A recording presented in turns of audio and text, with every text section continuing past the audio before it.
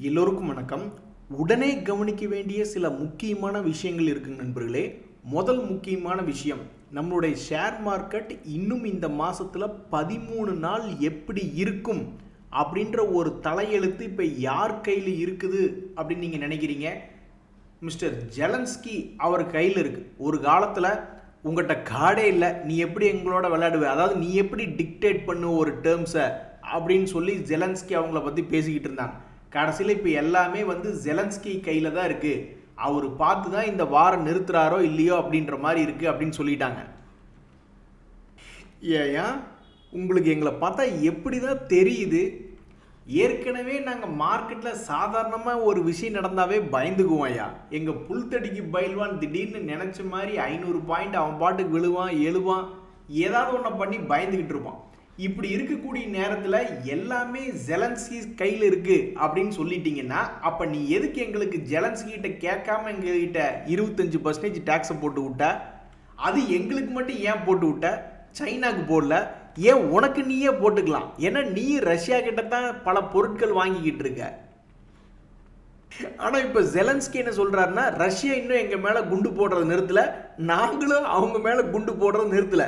So ஒரு ceasefire, ஒரு ஒப்பந்தமே இல்லாத சமயத்தில் எப்படி நம்ம அமைதி பேச்சுவார்த்தையை பேச முடியும் அப்படின்றாப்புல.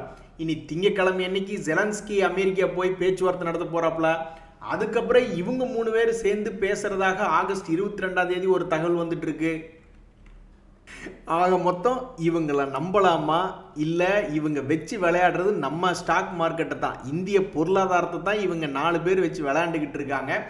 ஸோ வேறு யாருக்குமே பெருசாக நேரடியாக பாதிப்பு இல்லாமல் நம்மளுக்கு மட்டும் நம்ம எக்ஸ்போர்ட் பண்ணக்கூடிய, அமெரிக்காவுக்கு எக்ஸ்போர்ட் பண்ணக்கூடிய பொருட்களில் 25% அனாவசியமாக நம்ம கொடுக்குறோம். எதுக்கு? இவனுக்கு 3 பேர் பேசி பேசி விளையாண்டுக்கிட்டு இருக்கிறதுக்கு. ஸோ வரக்கூடிய வாரங்களில் இந்த மாதத்தில் இன்னும் 13 நாள் இருக்குது. நிஃப்டி ஒரு அருமையான செட்டிங் பண்ணி வச்சுருக்கு. கரெக்டாக 21 days மூவிங் ஆவரேஜ் கிட்ட இருக்குது. தொடர்ந்து அடுத்தடுத்து ஒரு 15 நாள் நியூஸ்கள் இருக்குது. ஸோ இந்த நியூஸ்களை வச்சுக்கிட்டு நம்மால் ஒரு 10-15% பல பேர்த்தினுடைய போர்ட்ஃபோலியோவை ஏற்றி விட போகுதா அல்லது கீழே குப்புற கமுத்தி விட போகுதா அப்படின்றது ரொம்ப முக்கியமாக கண்காணிக்க வேண்டியதாக இருக்குது. நண்பர்களே, இன்னொரு மிக முக்கியமான தகவல், ஷேர் மார்க்கெட்டில் ஜெயிக்கிறதுக்கும் சரி அல்லது நம்ம வாழ்க்கையிலையும் ஜெயிக்கிறதுக்கும் சரி புதியதாக திட்டங்கள் என்பதே தேவையில்லை. ஆல்ரெடி பெரிய ஆளுங்க அதில் யாராவது சாதிச்சிருந்தாங்கன்னா அதை கேட்டாவே போதும். அதில் வாரன் பஃபட் அவர்கள் மிக அற்புதமான ஒரே ஒரு அட்வைஸாக அற்புதமான ஒரு இடத்துல சொல்கிறார், நிறைய சொல்கிறார். டாக்ஸிக் பீப்புள் கூட சேர்ந்து இருக்காதீங்க, உங்களை கெடுத்து விட்டுருவாங்க. ஒரு உதாரணத்துக்கு அவன் ஏதாவது ஒரு அந்த i47 ஆட் அப்படி இப்படின்னு ஏதோ ஒரு ஸ்கீமில் இருக்கான்னு வச்சிங்களேன், அவனுக்கு கீழே 10 பேர்த்த சேர்த்து விடணும்னாக்கா அவன் ஃப்ரெண்டு சொந்தக்காரன் இதெல்லாம் பார்க்க மாட்டான். நேராக வீட்டில் உட்காந்து ஒரு டீயை குடிச்சிட்டு நம்மகிட்ட ஒரு 5000 ரூபாய் வாங்கி அவனுக்கு கீழே சேர்த்து விட்டு சரி போயிட்டு வர மீண்டு போயிடுவாப்புல. ஸோ அந்த மாதிரி எதையுமே யோசிக்காமல் செய்யக்கூடிய டாக்ஸிக் பீப்புளோடவும் எல்லாத்தையும் விடவும் தவிர்த்து இருக்கணும் அப்படின்றது ரொம்ப முக்கியமான பாயிண்ட் தான். ஆனால் எல்லாத்தையும் விட ஒரே ஒரு பாயிண்ட் அவர் சொல்லக்கூடிய கருத்து என்னன்னா, இது நம்ம தமிழ்நாட்டிலே பல வரவுக்கு மீள் செலவு செய்யாதே அப்படின்ற மாதிரிலாம் சொல்லியிருக்காங்க இல்லையா. ஸோ அவரே என்ன சொல்கிறாருன்னா, அமெரிக்கா நாட்டில் தான் இருக்கிறதுலையே அதிகமாக கிரெடிட் கார்டு வாங்கி செலவு பண்ணுறாங்க. அந்த நாட்டில் இருந்துக்கிட்டே இவர் என்ன சொல்கிறாருன்னா, நீ வீட்டு கடன் வாங்குற பார்த்தியா, அதெல்லாம் கூட தப்பு கிடையாது, வீட்டு கடன் வாங்குற அதெல்லாம் தப்பு கிடையாது.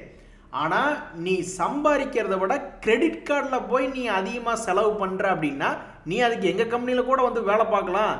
நீ கிட்டத்தட்ட 14% பக்கம் கிரெடிட் கார்டில் வாங்கி செலவு பண்ணினா அதை விட நீ சம்பாதிச்சு அந்த கிரெடிட் கார்டு கடனை கட்டிடுவேன்னு நீ நினைக்கிற. அப்போ நீ தாராளமாக எங்கள் கம்பெனி வெப்சைட்லேயே வேலை பார்க்கலாம் அப்படின்ற மாதிரிலாம் சொல்கிறாப்புல. ஏன்னா உலகத்தில் அமெரிக்காலேயே கூட ஒரு வருஷத்துக்கு 15% சம்பாதிப்பது என்பது ரொம்ப ரொம்ப கஷ்டம். ஸோ வரவுக்கு மீறி செலவு செய்யாமல் இருந்தாவே நம்ம பங்குச்சந்தையிலையும் நம்மக்கிட்ட 1 லட்ச ரூபா இருக்குன்னா அதுக்குள்ளே அளவாக பார்த்து வாங்கிக்கிட்டா கூட ஒரு வகையில் தப்பிச்சு வந்துடலாம். ஒரு நல்ல கம்பெனியாக இருக்கும் பட்சத்தில் அல்லது ஒரு செக்டர் லீடராக இருக்கும் பட்சத்தில் ஏதாவது ஒரு வாய்ப்பு என்பது கிடைக்கிறதுக்கு வாய்ப்பு இருக்குது. ஆனால் ஒன்றுமே இல்லாமல் போய் கடனில் முழுகுனா அப்புறம் கும்பாதான். நண்பர்களே, இந்த சமயத்தில் 2 மிக முக்கியமான தகவல் பாருங்கள். ஒரு கம்பெனியினுடைய ஷேர் ப்ரைஸ் ஆல்ரெடி உச்சத்தில் இருக்குது.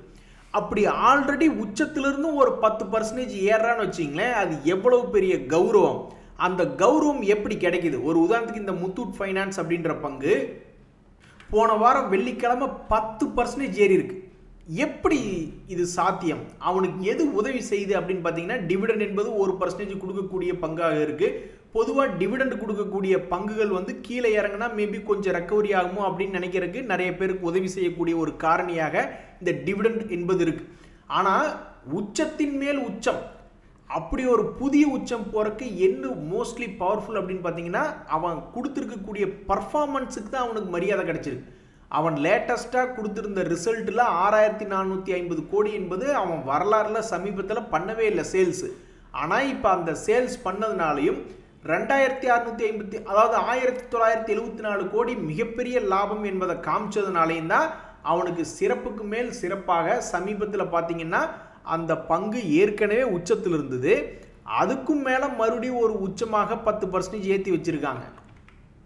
அதே சமயம் இந்த டாடா மோட்டர்னுடைய ஷேர் ப்ரைஸை பாருங்க. என்ன கேட்ட லாபமா? லாபமெல்லாம் இல்லை, மேலேருந்து 42% பக்கம் இறங்கி ட்ரேட் ஆகிட்டு இருக்கேன், வேணுங்கன்னா எடுத்துகிட்டு ஓடுறியா அப்படின்ற மாதிரி டாடா மோட்டர் ஷேர்னுடைய ப்ரைஸ் வந்து கீழே இறங்கியிருக்கு. ஸோ இதுக்கு என்ன காரணம் அப்படின்றது பார்க்குறதுக்கு முன்னாடி இதே டாடா மோட்டர் வந்து என்ன ஆயிருக்குன்னா சமீபத்தில் 50% பக்கம் இறங்கிட்டு அப்புறம் ஒரு 30-40% பக்கம் இறங்குச்சு. ஸோ இப்போ நிறைய பேர் வந்து நீ ஏறாட்டியும் பரவாயில்ல சாமி, மேலேருந்து கணக்கு பார்க்கல ஒரு 50% அல்லது ஒரு 70-80% இறங்கினா கூட பரவாயில்லையே, ஏன்னா டாடா மோட்டர் என்ற கம்பெனி ஏற மாட்டேங்கிறான். ஸோ ஏறாத கம்பெனியை பெருசாக கீழே இறக்கி விட்டுட்டு அதுக்கப்புறம் ஏதாவது சீப் ஆகிடுச்சு அப்படின்னு சொல்லிட்டு ஏதாவது ஒன்று பேசுகிறாங்கன்னு வச்சிங்களேன், மார்க்கெட்டில் சொல்லடி போடுறாங்க அப்படின்னா கூட அந்த வகையிலையாவது உதவி செய்யலாமே அப்படின்ற மாதிரி பார்த்துட்டு இருக்காங்க. ஏன் அப்படின்னா இந்த டாடா மோட்டர் பண்ண பர்ஃபார்மன்ஸில் மார்க்கெட்டு ஏற்கனவே ஃபோர்காஸ்ட் பண்ணிடுச்சு இவனுடைய பர்ஃபார்மன்ஸ். ஏன்னா அவங்க தான் மாதம் ஒர்க்கு அவங்களுடைய சேல்ஸ் ஃபிகர்ஸை வெளியிட்டுக்கிட்டு இருக்காங்கல்ல. ஸோ அவங்களுடைய சமீபத்தினுடைய குவார்ட்டர்லி ரிசல்ட் என்பது பார்க்கும் பொழுது அநியாயத்துக்கு வெறும் 4003 கோடி. அது வந்து போன வருஷம் இதே சமயத்தில் 10,587 கோடி என்பது லாபம் பண்ணாங்க. ஏன் இப்படி எவ்வளவு கடினமான வீழ்ச்சி பாருங்க. ஏங்க 7,000 கோடி 17,000 கோடி 10,000 கோடின்னு மிகப்பெரிய அளவில் லாபம் பண்ணிட்டு அப்படியே கும்பா கிட்டத்தட்ட 3,450 கோடி தான் லாபம், 5,000 கோடி தான் லாபம், 8,000 கோடி தான், 4,000 கோடின்னு அவங்களுடைய சேல்ஸ் ஃபிகர்ஸை வச்சே பெரிய ஆளுங்கள்லாம் கணக்கு பண்ணி அதை ஆல்ரெடி அங்கேயே வித்து விட்டுட்டாங்க. ஒரு முறை நல்லா சேல்ஸ் ஃபிகர் காமிச்சதுக்கப்புறம் மேல் நோக்கி ஏறித்தான் வந்தான். ஆனால் ட்ரம்ப் அவர்கள் வந்து இந்த ஆட்டோத்துறை, ஃபார்மா துறை, செமிகண்டக்டர் போன்ற பல்வேறு முக்கியமான துறைகளில் இந்த டேரிஃப் சம்பந்தமாக பேசி பேசி பேசி பேசி இவங்களை பாவம் இறக்கி விட்டாங்க. இந்த சமயத்தில் நம்மளுடைய எம்என்டம் மோஸ்ட்லி டொமஸ்டிக், அதே மாதிரி ஹூண்டாய், அதே மாதிரி மாருதி, இவங்க எல்லாருமே வந்து நல்லா மேலே வந்துட்டாங்க. ஸோ இப்போதைக்கு தடுமாறி கொண்டு இருக்கக்கூடிய இந்த டாடா மோட்டர்னுடைய ஷேர் ப்ரைஸ், அந்த ஷேரை வச்சிருக்கிறவங்களாம் என்ன யோசிக்கிறாங்கன்னா, சரி இவ்வளவு தூரம் இறங்கிட்ட, நீ பெருசாக ஏறுறதுக்கு முன்னாடி இன்னும் கொஞ்சம் பெருசாக கீழே போயிட்டு திரும்பி வந்தீங்கன்னா கூட ஒரு மகிழ்ச்சியாக இருக்குமே, ஏன்னா ஒன்றுமே பண்ணாமல் இப்படியே கோந்துக்கிட்டு இருக்கியே, வேற என்னதான் நாங்கள் செய்யறது, உன்னை கட்டி பிடிச்சிட்டு உட்காந்துருக்கோம், நீ ஏறினா தானே எங்களுக்கு லாபம் அப்படின்ற மாதிரி இந்த டாடா மோட்டர் ஷேர் வச்சிருக்கிறவங்க இனி இந்த சீசனில் ரிசல்ட் சீசனில் இப்போ வரைக்கும் ஒரு பிக்கப்பிங். ஆனால் அடுத்த ரிசல்ட் சீசனுக்குள்ளே ஏதாவது ஒன்று சொல்லி இதை ஏற்றி விட மாட்டாங்களா அப்படின்னு பார்த்துட்டு இருக்காங்க. நண்பர்களே, இந்த பார்வைக்கு என்ன அர்த்தம்? அதே மாதிரி ஒரு 52 வீக் லோ வந்திருக்கியே, அப்போ இந்த லோவுக்கு என்ன அர்த்தம்? ஏற போறியா இறங்க போறியா அப்படின்றது நிறைய பேர்த்துக்கு தெரியாது, அது நடந்து முடிஞ்சதுக்கப்புறம் தானே தெரியும். ஸோ அந்த வகையில் 52 வீக் லோ வந்த பங்குல ஒரு ஃபேமஸான பங்கு ஒன்று இந்த இப்கா லேபாரட்டரிஸ் அப்படின்றது. இது ஃபார்மா செக்டரில் இருக்கக்கூடிய கம்பெனி. அதனால் ட்ரம்ப்னுடைய பேச்சுகளுக்கு ஏற்ற மாதிரி டான்ஸ் ஆடும். அப்படி டான்ஸ் ஆடக்கூடிய இந்த பங்கு ட்ரம்ப் எதுவும் பேசலினாலுமே டான்ஸ் ஆடுற மாதிரி தான் சமீபத்தினுடைய மூவ்மெண்ட் இருக்குது. இதுக்கு முன்னாடிலாம் நல்ல அருமையான மூவ்மெண்ட்டு தான். ஆல்மோஸ்ட் 800 ரூபாயிலிருந்து ஒரு முறை 1,400 போயிட்டு அப்புறம் மறுபடியும் மொமெண்டம் இல்லை, மொமெண்டம் கிராஷ் ஆயிடுச்சு. அப்புறம் மறுபடியும் மொமெண்டம் பிக்கப் பண்ணி மறுபடியும் 1000லிருந்து 1,700 வரைக்கும் போயிட்டு அப்புறம் மார்க்கெட்டில் தான் ட்ரம்ப் அவர்கள் வந்துட்டாரே. ட்ரம்ப் அவர்கள் வந்ததுக்கப்புறம் ஒரே டான்ஸ் தான், இந்த பக்கம் ஆடுறது என்ன, அந்த பக்கம் திரும்பி ஆடுறது என்ன. ஸோ அந்த வகையில் வரக்கூடிய இதுக்கு முன்னாடி இருந்த பிப்ரவரி ஜனவரி மாதத்திலிருந்தே இதனுடைய ஆட்டம் ரொம்ப ஓவராக தான் இருந்திருக்கு. அப்படி இருக்கக்கூடிய இந்த பங்கு சமீபத்தில் மேல் நோக்கி போயிருந்த சமயத்தில் வழக்கம் போல் அவன் ஆடின டான்ஸுக்கு தகுந்த மாதிரி கீழே வந்து லோவில் விழுந்துருச்சு. ஸோ இந்த லோவுக்கு என்ன அர்த்தம், இந்த இப்கா லேபினுடைய லோவுக்கு என்ன அர்த்தம் அப்படின்றது சில மாதங்கள் கழித்து மறுபடியும் இந்த பங்கை எடுத்து பார்த்தா தான் தெரியும். தற்போதைய நிலைமையிலே இந்த பங்கு மே மாதத்தினுடைய லோ, அதாவது கிட்டத்தட்ட 4 மாதத்துக்கு முன்னாடி என்ன லோ ப்ரைஸில் இருந்தோ அந்த லோ ப்ரைஸில் வந்து விழுந்திருக்கு. உங்களால் நம்ப முடியுதுங்களா நண்பர்களே, இன்ஃபோசிஸ் எவ்வளவு பெரிய ஜாம்பவான் ஐடி துறையில், அதுக்கே வந்து பாவம் வா வந்து கீழே உட்காருன்னு சொல்லி உட்கார வச்சுருக்காங்க. அதுவும் 52 வீக் லோவில் ட்ரேட் ஆகி கொண்டு இருக்கக்கூடிய பங்கு. ஒவ்வொரு முறையும் இது போன்ற பெரிய பங்குகள் 52 வீக் லோ பக்கத்தில் வரும் பொழுது அதனுடைய மூவ்மெண்ட் என்பது ஒரு 20-30% முன்ன பின்ன இருக்கிற மாதிரி இருக்கும். நீங்கள் கணக்கெடுத்து பார்த்தீங்கன்னா இந்த 2025 சமீபத்தில் 52 வீக் லோ என்பது வந்தது. அதுக்கப்புறம் 1300 டு ஒரு 1700 வரைக்கும் ஒரு மூவ்மெண்ட் இருந்தது. அதே மாதிரி 2024 இதே மாதிரி ஒரு 52 வீக் லோ என்பது வந்தது. அதுக்கப்புறம் கொஞ்சம் ரெக்கவரி ஆனோம். அதே மாதிரி தான் 2023, ஏன்னா 2022 தான் அமெரிக்காவில் ரெசஷன் வரும், அந்த டெட் சீலிங்கை இன்க்ரீஸ் பண்ணுறதா வேண்டாமான்னு பேசிகிட்டு இருந்தாங்க இல்லையா. ஸோ அந்த சமயத்தில் ஒவ்வொரு வருஷமும் கீழே விழுந்துட்டு 2022 இதே மாதிரி 52 வீக் லோ வந்து ஏறினான். ஆனால் நீங்கள் 2021 வரைக்கும் நல்லா தான் இருந்தது. அப்புறம் தான் நிறைய பேர் சும்மா இருக்காமல் போயிட்டு டாட்டாவில் ஒரு மியூச்சுவல் ஃபண்ட் ஒன்று வாங்கினாங்க, டிஜிட்டல் இண்டெக்ஸ் ஃபண்டுன்னு ஏதோ ஒன்று வாங்கினாங்கன்னு நினைக்கிறேன். ஸோ அதுக்கப்புறம் தான் ஏதாவது பிரச்சனையாச்சா என்னன்றது தெரில.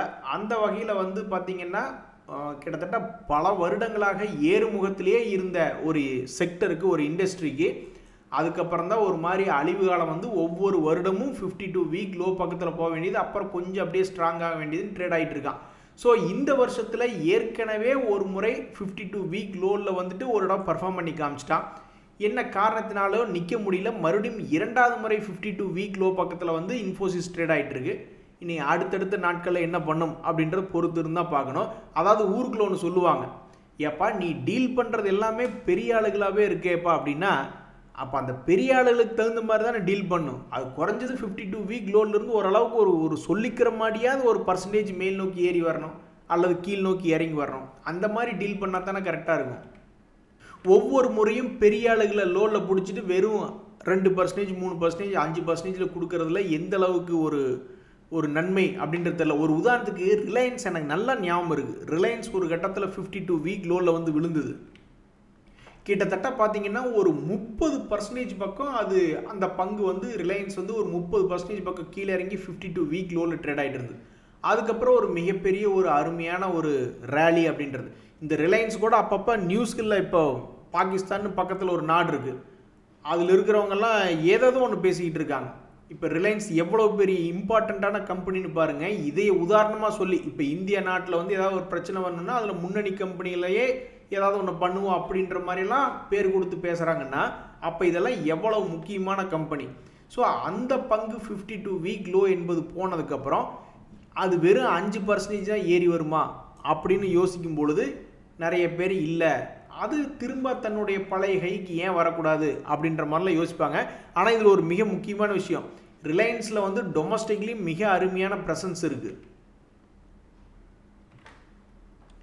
நண்பர்களே, இந்த சமயத்தில் ஒரு நண்பர் சொல்கிறாரு, கேப்ரியல் அப்படின்ற ஒரு பங்கு நிற்காமல் ஏறிக்கிட்டே இருக்குது. இது மாதிரி நீங்கள் ஏதாவது ஒரு 10-15 தான் வாய் விட்டு சொல்ல முடியும். எத்தனை முன்னணி பங்குகள் இப்படி மேலே ஏறிட்டு இருக்குன்னு நீங்கள் சொல்ல முடியும். பிஎஸ்சியே ஒரு இடத்துல ஏறிட்டு தான் இருந்தான், அப்புறம் குப்புன்னு விழுந்தான். ஏஞ்சல் ஒன்று ஏறிட்டு இருந்தான், அப்புறம் குப்புன்னு விழுந்தான். எத்தனையோ பேர்த்த சொல்லலாம். இந்த எம்சிஎக்ஸ் அப்படின்ற பங்கு கூட ஏறிட்டு கீழே விழுந்துச்சு. ஸோ இந்த கேப்ரியல் என்பது இப்போ ஏறிக்கிட்டு இருக்கு அப்படின்ற ஒரு தகவல் நியூஸ் என்பது போயிட்டு இருக்குல்ல. ஒரு நண்பர் என்ன சொல்கிறாரு, அதுக்கு மேபி இந்த பேட்ரியாஸ்டிக் அப்படின்ற ஒரு ஸ்கோர் இருக்குங்க, அது வந்து அதிகமாக இருக்குது அப்படின்ற மாதிரி ஒரு நண்பர் சொல்கிறாரு. அதாவது இந்த பியோட்ரஸ்கி ஸ்கோர் அப்படின்றது எதுக்கு உபயோகப்படுத்துவாங்க அப்படின்னா, ஒரு கம்பெனியினுடைய ஃபினான்ஷியல் ஹெல்த் எப்படி இருக்குது, ஒரு கம்பெனியினுடைய நாடி துடிப்பே அந்த கம்பெனி எல்லாத்துக்கும் சம்பளம் கொடுத்து அவங்களால இன்வென்ட்ரி மெயின்டைன் பண்ணி அவங்களால பிஸ்னஸ் பண்ண முடியுதா அப்படின்றதான முக்கியம். ஸோ அப்படி அந்த ஃபைனான்ஷியல் ஹெல்த் மெஷர் பண்ணுறதான் பியோட்ரஸ்கி ஸ்கோர். அது வந்து 0 to 9 அப்படின்றதா அதனுடைய ரேட்டிங் ஸ்கேல். ஸோ அந்த ரேட்டிங் ஸ்கேலில் எவ்வளவுக்கு அதிகமாக இருக்கோ அந்த அளவுக்கு அந்த கம்பெனி ஸ்ட்ராங்காக இருக்குது அப்படின்ற மாதிரி அர்த்தம். ஸோ மேபி அதனால தான் அந்த கம்பெனி வந்து தொடர்ந்து ஏறிக்கிட்டு இருக்கோ அப்படின்ற மாதிரி அவருடைய எண்ணமாக இருக்குது.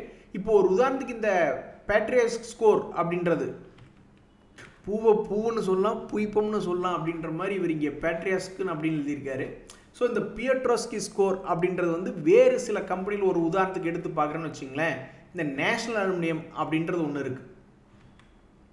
அடுத்தது ஜிஎன்எஃப்சி அப்படின்னு ஒன்று இருக்குது. இதோடைய பியோட்ரோஸ்கி ஸ்கோர் வந்து 8ன்னு ஒன்று இருக்குது, இதோடது 9 இருக்குதுன்னு வச்சுங்களேன்.